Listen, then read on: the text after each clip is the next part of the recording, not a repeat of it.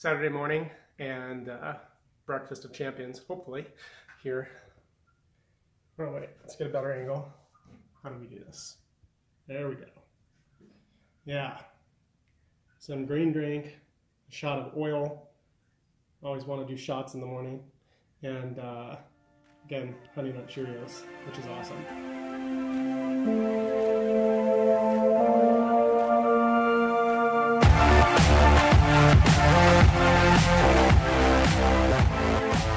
Okay, so an interesting thing that's been happening lately, is I'd kind of lost my mojo in some ways. You know, just with swimming, my energy was down is kind of the bottom line, and that can affect you in a lot of different areas, business, etc. And I could kind of tell, and I was a little bit of a funk. But the interesting thing was I've been through enough of that where I've just. You know what I've kind of learned to do is not really trust the way that I'm feeling so much, but get back in tune with the fact of I know for a fact that this is going to pass and I'm going to start to feel better, and it's not going to be here forever. And a big mistake I think that I have made before at times is just to kind of like sink back and not do the work because I don't feel like it, and I'm like, gosh, I'm just not in the best space I want to be. And so I would kind of take my foot off the gas because I'm like, I can't be 100%. And what I've realized now is it doesn't really matter if I can be 100%. Listen, if I am only at 80%, I can give 100% of that 80%, but not be beating myself up because I'm not at 100%, but just give what I have available. I feel like we always have enough to give, and if we can give as much as we can at any given moment, then when we kind of get the juice back and we get going again and we've got the energy and we've got everything we need, then we're in a really good position. But if we take our foot off the gas, so to speak, we can get ourselves in a lot of trouble because then we're not positioned to win. And so it's interesting because, like I said, I was in that kind of lower energy place, kind of a little bit of a funk, just wasn't feeling it, swim practice, all that kind of stuff. And this morning I was back at practice and I was like, I'm back, baby, right? Like I could feel it, and I was so excited because I was having days where I'm like, I don't want to be here, and it was going that way with other things I was doing. It wasn't just swimming, but that was the most obvious example, I guess, and where I noticed it the most. And man, I got it back and I felt great, but I was so glad that I kept my foot on the gas and kept moving through that instead of kind of backing down. And so I hope that that's helpful for somebody else. I'm sure we all go through times like that, and it's like, listen, don't get caught up in your feelings. You get caught up in what you know to be true, and that's the fact that this too shall pass, and I will feel great again. And of course, if it's something wrong in your attitude, or your nutrition's off, or you need to get something squared away, but sometimes we just can't affect some of those things that happen to us. And so listen, stay in the game, kick some butt, kick as much butt as you can, and when your energy comes back to you, you're going to be that much further ahead. All right, take care, guys. So it's Wednesday morning, about 4:45. I'm here at the aquatic center, and wakey, time to go for a swim.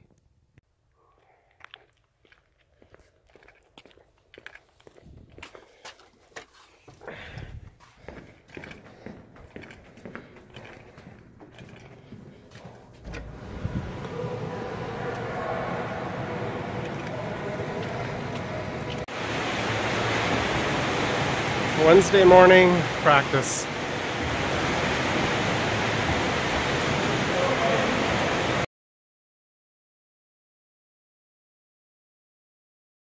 Had an interesting conversation. One of the things that came up I thought was a really good point, and that is that there are certain people who are competent in a certain area. They can execute, they can get things done, and they can manage a certain type of a situation or project. The interesting piece is that we were discussing, it really comes down to, but can they execute when everything falls apart and goes wrong? Like, that's the real test. It's not, can they kind of keep everything going and manage it so that it's going really great? It's like when things don't go to plan and everything kind of falls apart on you, can they respond appropriately to the worst case scenario and the worst case situation? And that is really what determines competency at a high level. Okay, so I'm in a training session. This squirrel has no self-preservation whatsoever. I'm pretty sure this dog could get the squirrel. And wow, good thing I've been working out. Those were my guns that kept that from going sideways. Jeez. Oh man. This is what it's all about. Hanging out with your favorite bulldog. This is Mr. Britt. He's around 11 years old at this point. Is that some schmutz on my face? What is that? Gross. That's what happens when you let a bulldog kiss you too. Anyway, this is the life, right, Britt? Say hi. Okay. All right, guys, just had something pop up this morning that I want to talk about because it's a mistake I've made before and I made it again this morning and I caught myself, but just a moment too late. So my wife was talking to me about something that was frustrating her and kind of walking through the scenario and telling me some of the story and just kind of kept talking about it and expressing everything. And I just started to get overwhelmed and was getting a little frustrated. Me being kind of like typical guy, I got to fix it. I got to come up with a solution. And I kind of started to rush her a little bit. And I realized one moment too late that she just needed to get it out. She just needed to talk. She didn't need me to fix it. And I stepped in it and I wasn't paying attention and it created some issues. So I've just been reflecting on that today. A good reminder for me, at least, that sometimes she just needs to vent about things and I can just listen and that's the best thing I can do. And I don't need to be frustrated or feel like I need to fix it. And so that's how I stepped in it today. There's usually at least a few things every day and I thought that was something that was good for me to think about. So hopefully that'll be of help to some of you. Just, I just needed to let her vent and express everything and just be there and present and listen to her and not try and present a bunch of solutions. That's not what she really needed at the time. Okay. You guys are actually witnessing history. I never thought that I would get a selfie stick, but my camera crew was tied up. So I thought this might be a good way to do it. Now, this must be destiny because I had somebody walk past the pathway a little bit ago and it's funny, their dog is actually named Selfie, so it must be meant to be. But I feel like this is a device that people are going to walk around, they're not going to be paying attention, they're going to probably kill themselves, right? Like this has to be a thing. I should look that up.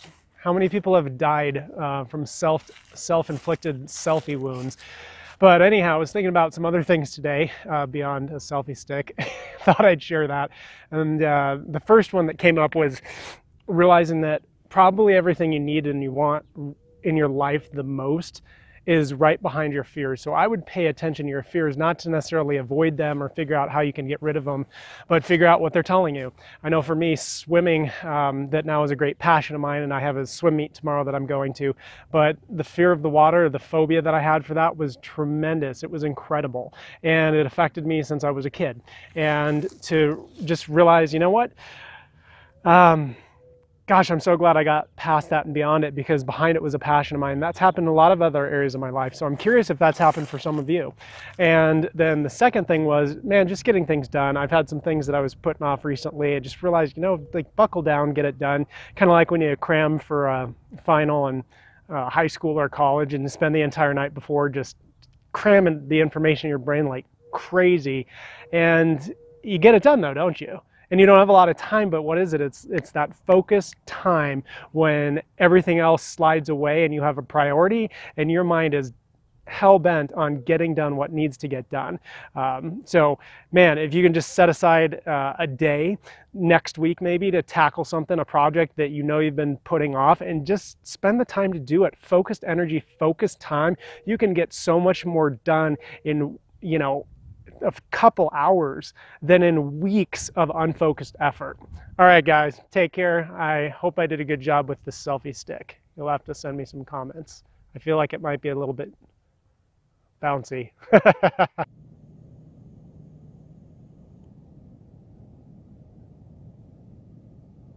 Saturday morning and breakfast of champions, hopefully, here. Oh wait, let's get a better angle. How do we do this? There we go. Yeah. Some green drink a shot of oil. I always want to do shots in the morning. And again, Honey Nut Cheerios, which is awesome. And after I'm done with that, I get to make some breakfast for my four-legged kiddos. My dogs, their breakfast is much more involved than mine. Mine's pretty easy to make, so there you have it.